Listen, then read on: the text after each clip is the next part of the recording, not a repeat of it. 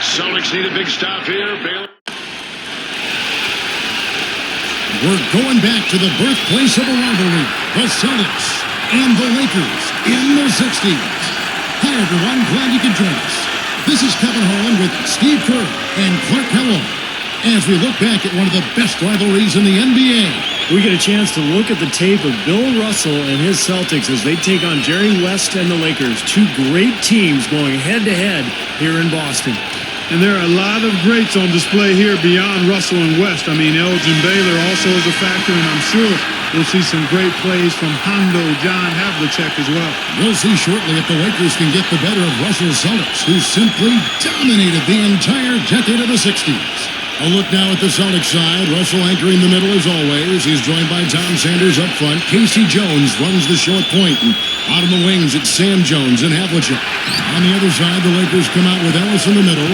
Well, with Russell, the one thing he was known for above all else was just his ability to win. 11 rings in all, a record for a single player. LaRusso. Ellis kicks to Baylor. A power dunk by Elgin Baylor. Sensational throwdown right there. Baylor playing above the rim. Yeah, you know what, guys? I mean, 30 points is nice, okay? But you couple that with 40 carrying, 40 rebounds.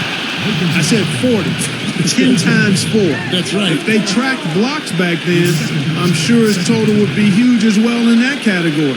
Amazing. He was phenomenal at both ends of the floor.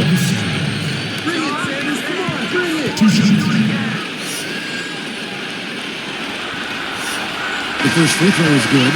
For Russell, it's hard to pick a defining season for him because he was just so consistent and dominant for such a long period of time. Nelson's checked in for the Lakers.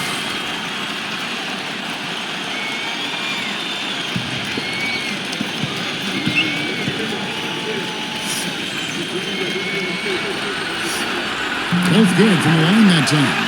When he averaged about 17 to 18 points a game. West against Jones. Open look. Quick release from Jerry West. That shot was possible because of Jerry West's super quick release. And between them, they have more titles than any other tandem in league history. Let's go. And Ellis throws it down.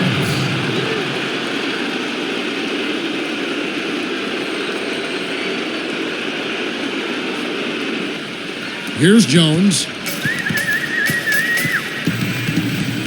Fended by West. Jones dishes to Russell. Somehow ignores the tight D and gets the layup. And Russell was really known as a defensive player, but he also had the knack of making timely buckets. Dishes it to Nelson. Fires from the wing. Strong with the shot, but it bounces soft and falls. Here's Jones, and going back to that, Russell's offensive output of 15 points per game in his career. Clark is, nothing to turn your head at. No, it's not a big number, but you got to remember who he was playing with. He had some high-octane offensive players on his championship teams with the Celtics, and especially if you look at the amount of work he was doing in every other aspect of the game. I mean, rebounding, shot blocking, changing shots, steals. I mean, that's where he made his mark. Scoring was probably third or fourth on the list of his impact as a player. Here's Barnett, following the bucket by the Celtics. 6 on the shot clock. Ellis, the pass to West. Over Jones. LaRusso, he shoots again. And he was fouled on the way up. 2 free throws now for him. Heads up play, preventing the easy layup. Yeah, I like that. I mean, he saw it as a free layup, didn't want to give that up, so he fouled him to force free throw. First free throw is good. Jerry West, the former number 2 pick out of West Virginia, a 14-time All-Star, 10-time All-NBA first team, among the very best players in the history of the NBA. Heinzen's checked in for the Celtics. Sigler comes in for Jones. And then for the Lakers, Imhoff checked in for Ellis. King comes in for Nelson. Well, his 14-year NBA playing career. Yeah, he was. I mean, he got them one title as a player and 7 more as the Lakers GM in the 80s and 90s. He's played a significantly huge role in making them the flagship franchise in the league. Right there! Jones, the pass to Heinsohn. Wasted no time on that one. Well, he didn't have to slow down at all, guys. Just perfectly timed pass them. It's still early, but they've started to establish themselves on the glass here. Yeah, and that's due to their physical play. They're scrapping and clawing for each and every rebound out there. You talk about someone connected to the Celtics franchise. Tommy Heinsohn just bleeds green. The Lakers in the lead. Everybody's running. Down low. King, that's good. Look at that dime. On time and on target. Here comes Walt Hazzard. He feeds it to West.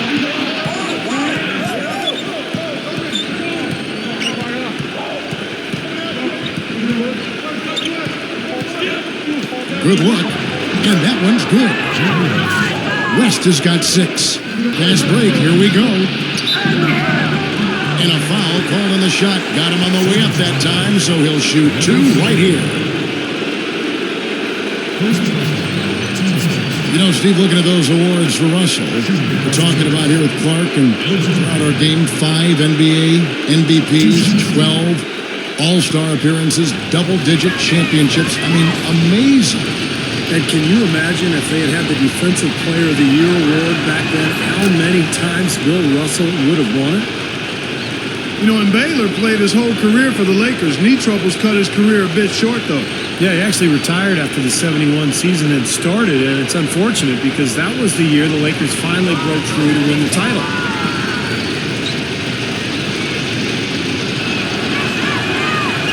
No good on the second, so he hits 1 of 2. Elgin Baylor was so good at scoring when he needed to for the LA Lakers. I mean, really a great player at getting to the rim and finishing there. Really creative as well. That's the right call. They tried to take the charge, but did not have position. No, he didn't, Steve. He was out of position and a clear block.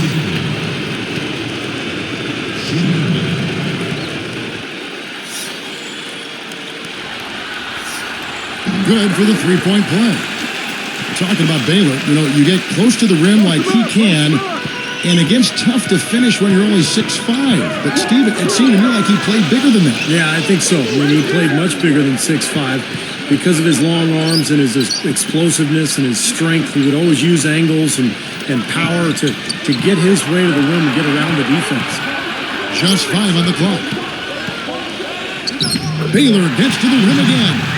You know, guys, we're really seeing them try to force the issue to get the ball inside. And, of course, at this point, the three-point line didn't exist, guys, so you really had to get the ball close to the basket. You wouldn't have too many people argue that one. His defense was just that good. King, the pass to Barnett. Knocks it loose. Here's King. With the clock winding down, Green for 2 points. With regards to Russell's defense, imagine what his block numbers would have looked like if they had tracked that stat when he actually played. Well, how about blocks and steals? I mean, his numbers in both of those categories would only add to his legendary status. As a matter of fact, I don't know if anything could add to it because he's quite up there as a legend in the game.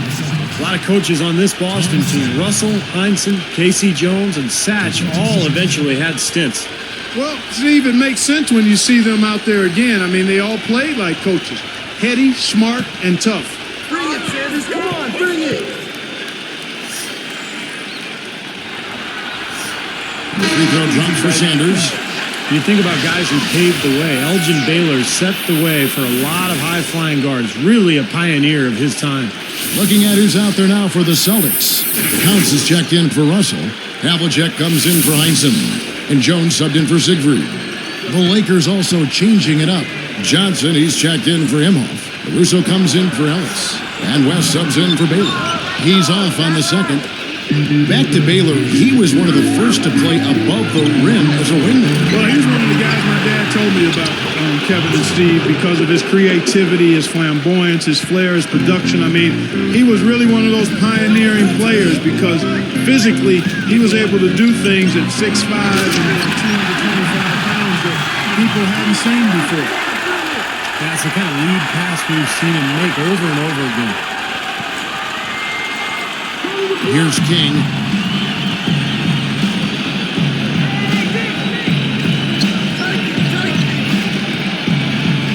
Back to Johnson. Played in with a nice touch off the glass.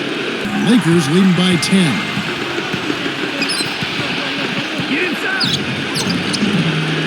He goes up again, and a foul on the shot. He'll go to the strike for 2.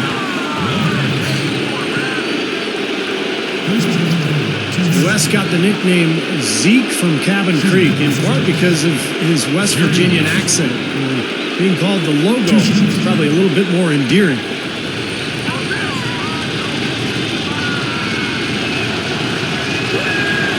No good on the free throw.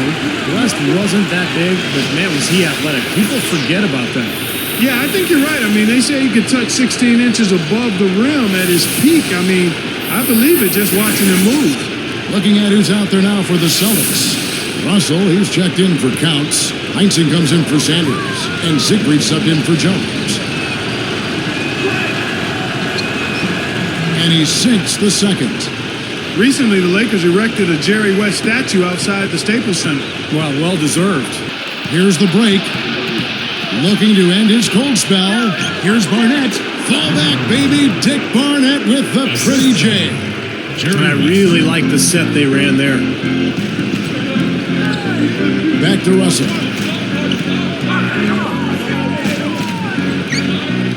Using his post moves to get the 2 points.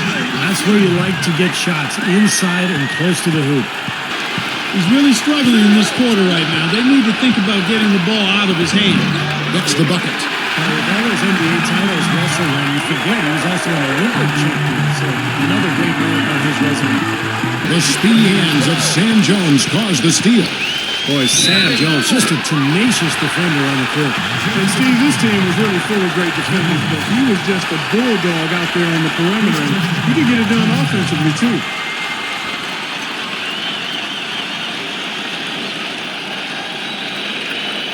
Some changes for Boston. Counts is checked in for Russell. Sanders comes in for Havlicek. And Jones subbed in for Siegfried.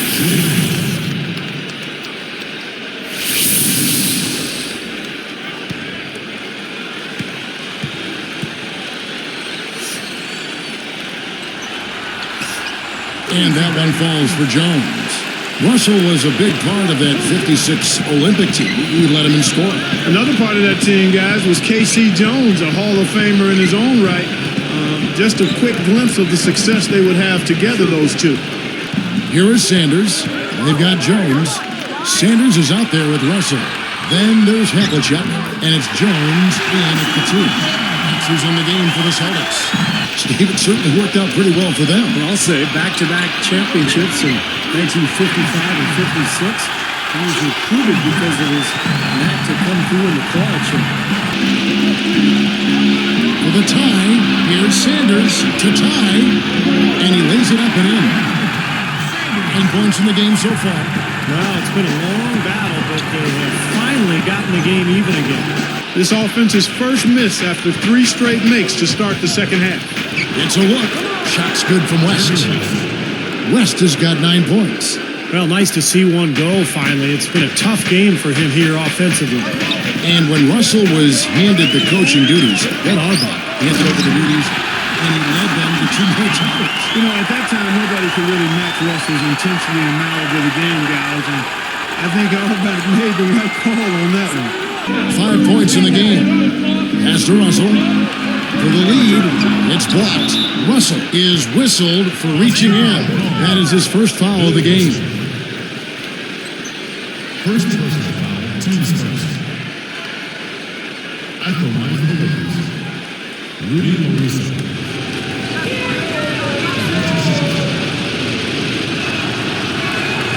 And he knocks down the first one. You talk about Jerry West and what he's meant to the Lakers organization, not just as a player, but also as a GM. And, boy, he's meant so much to the entire league. He sure has. I mean, he put his stamp on the NBA quite literally, you might say. I mean, they call him the logo because the NBA logo bears his likeness. You don't get much more iconic than that. Now here's Jones. And Bill Russell slams it in. They're amped up now, Kevin. After training for so long, they finally pulled ahead.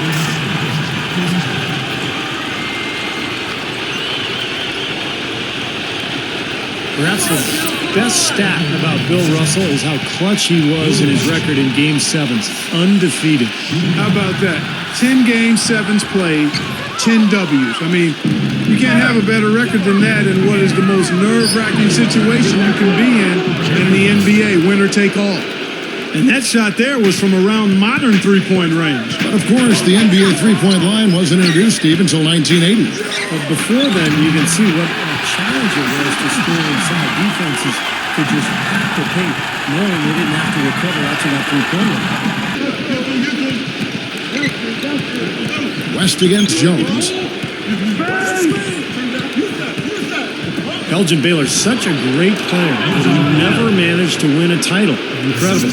Yeah, you know, Steve, he left his mark nonetheless, though. A Hall of Famer, still holds the final scoring record with 61 points. He was a game changer, no doubt about it. And Russell gets it to go. He's really taking the initiative to score the basketball inside now. Defended by Jones. Here's King. Feeds to Baylor. Clock at 6. Shoots over Havlicek. And that one's good by Baylor. Baylor's got 4 points in the quarter. Elgin Baylor, an 11-time All-Star, a Hall of Famer, and also an underrated rebounder. Boy, he was terrific on the glass. How about as an undersized forward, Steve, he averaged over 13 rebounds a game for his career. Heinzen. He has 6. And now 6 of their last 10 points from mid-range. Yeah, jump shot really serving these guys pretty well. He kicks it to Baylor. Covered by Havlicek. Takes it up. Baylor gets the bucket. Baylor's got 11 points. You know, if their plan was to keep going inside a ton, it sure has paid off. I mean, it seems like every bucket they get is in the lane. Well, no reason to take an outside shot if you're scoring at will from inside the paint. Offensive rebound. Russell tries again, and he sinks the layup. Russell's got 12 points in just the second half. Boy, he's been good offensively tonight. I really like what I've seen.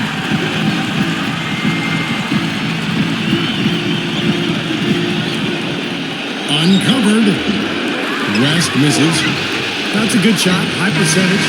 Can't complain about that one. That concludes the third quarter. It continues to be an exciting neck-and-neck game.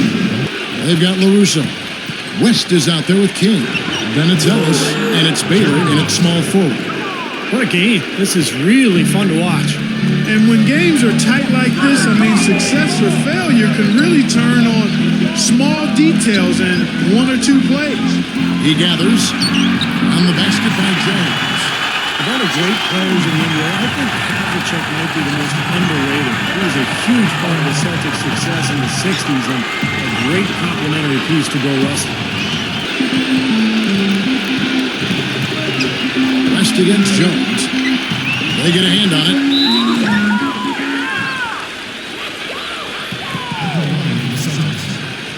John Havlicek. 2 shots.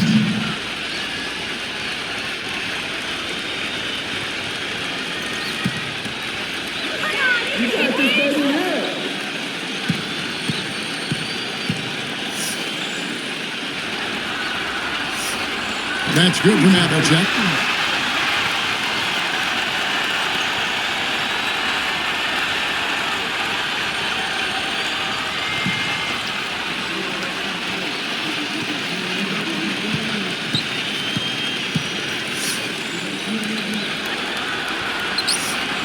He hits one, then misses the second attempt from the free throw line. Jerry West unable to get his shot to go.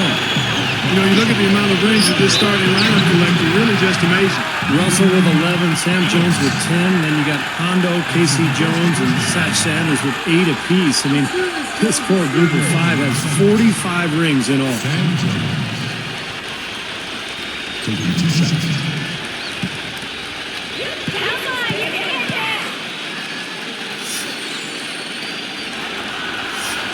First one falls for him. Some changes for Boston. Russell, he's checked in for Heinsohn. Counts comes in for Havlicek. And Siegfried subbed in for Jones. Barnett, he's checked in for the Lakers. Hazard comes in for West.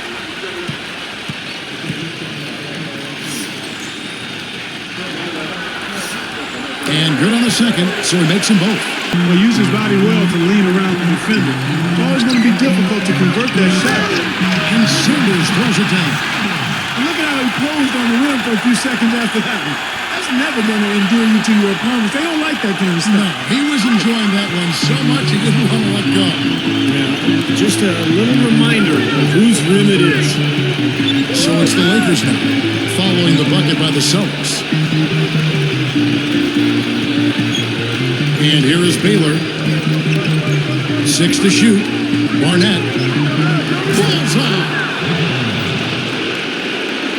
Here's Siegfried.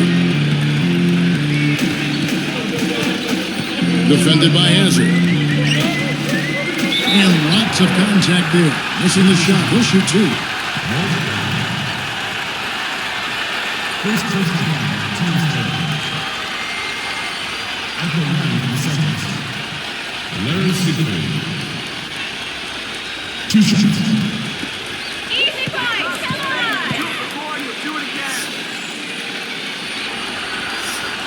And he makes the first.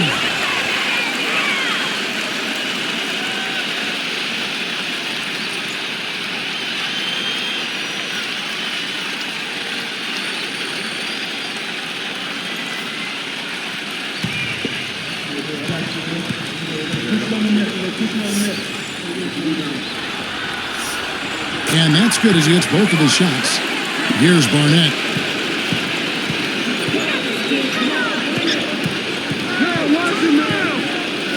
Passes it to Hazard. The pass to Barnett. Nice movement. Wide open. King, that's good. Nice kick out after the defense had collapsed on him. So it's the Lakers now. Here's King. Right up. And the top by Baylor. And this game is tied up now. Boy, right down to the wire here, Clark and Steve. Still anyone's ball game. Both teams really invested now. I mean, this is the type of game you love to win, and you'd hate to lose it. Boy, after all this energy that both teams have expended, you're right, Clark. This would be a tough one to lose. And the basket is good. He's got it to go through on the contact, so a free throw coming up. A great opportunity for a three-point play. Take a look at what Russell's done. 8 rebounds and 18 points. Tell you what, this guy is just an unstoppable force, guys. There's been nothing they can do to stop him. Here's what Boston's going with right now. Havlicek comes in for Counts, and Jones subbed in for Siegfried. The Lakers also making some changes. Ellis comes in for King, and West subs in for Hazard. Here's Barnett.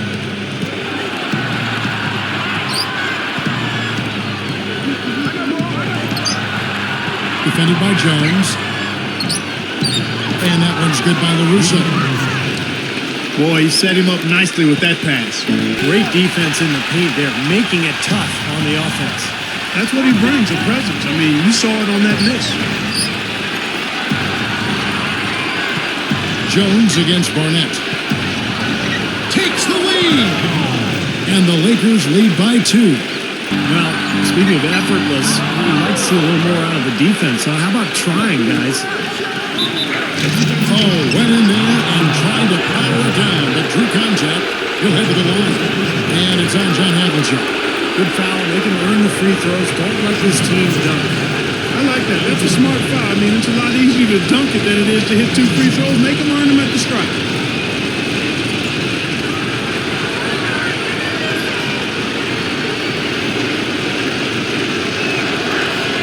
It's the first that makes it a 3-point lead. With the lead in hand, they shouldn't be settling for jumpers like that one, guys. No, I agree with you. I mean, keep on working the ball inside, attack the rim, put the onus on the defense, keep pressure on the defense. They've gone to the line a lot less this half and just don't seem to have the same bite in their attack right now. 2 for 2, and it's a 4-point ballgame. Absolutely critical chance right here. Yeah, they need this one to go their way, Calvin. Foul call that time on the way up. That'll give them 2 chances at the free throw line here. Yeah, plenty of contact there. Easy call. Steve, when you miss a shot like that, you know he got hit on the way up. 2 shots. You got me, no problem. Good on the first, and that trims the lead to 3.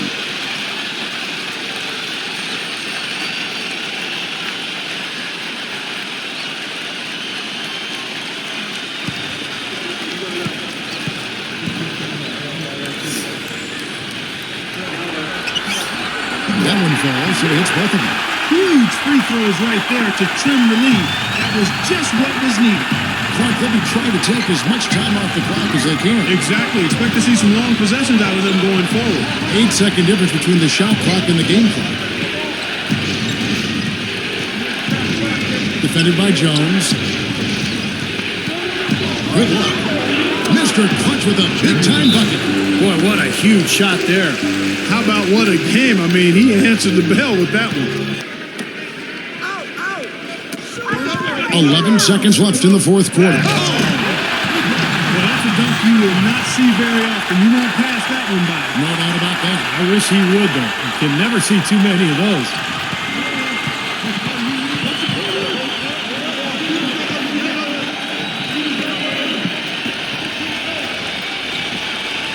Here's Barnett. And they stop the clock as soon as they can with the intentional foul. Good foul there. They've got to lengthen this game and stop the clock here. All you can really do here is hope they give you a chance to even it up.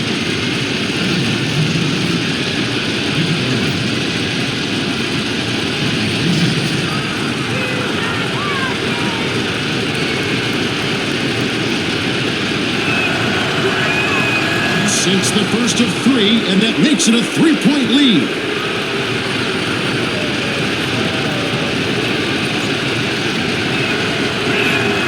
Sinks number 2, and that gives him a 4-point cushion. Talk about a clutch free throw, Kev. That one just might have sealed the game. And here's Sanders. Now here's Jones. Releases from 15, and that falls. And so it's the Lakers who come out on top here. Boy, Lakers and Celtics is always a fun one, and this one didn't disappoint. The Lakers were able to overcome the Celtics in what was a tough feat at the time. I mean, taking down a Bill Russell team was not easy. And that will wrap up our walk down memory lane. For Clark Kellogg and Steve Kerr, Kevin Harlan saying good night.